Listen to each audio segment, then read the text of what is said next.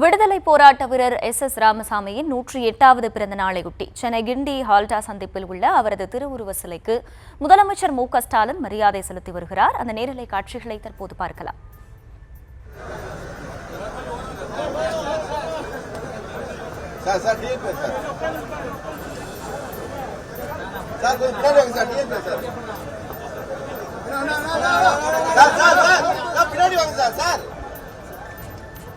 கூடுதல் விவரங்களை செய்தியாளர் ஜெர்ரி வழங்க கேட்கலாம். ஜெர்ரி, வணக்கம். விவரங்கள்.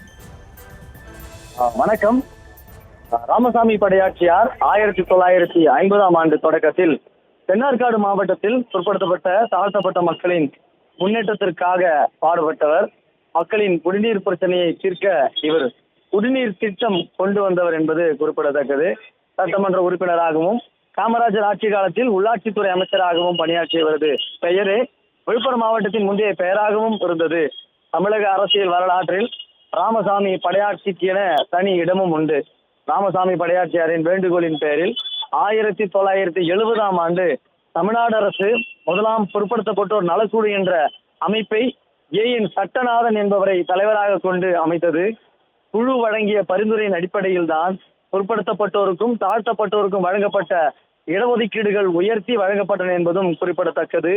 இத்தகையவருடைய பெயர் அரசியல் களத்தில் நீங்கா இடமும் பெற்றிருக்கிறது.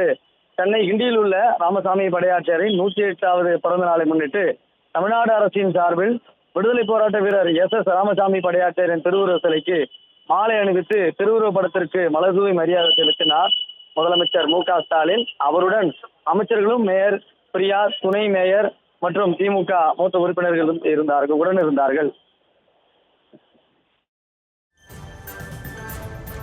விவரங்களுக்கு நன்றி ஜெர்ரி.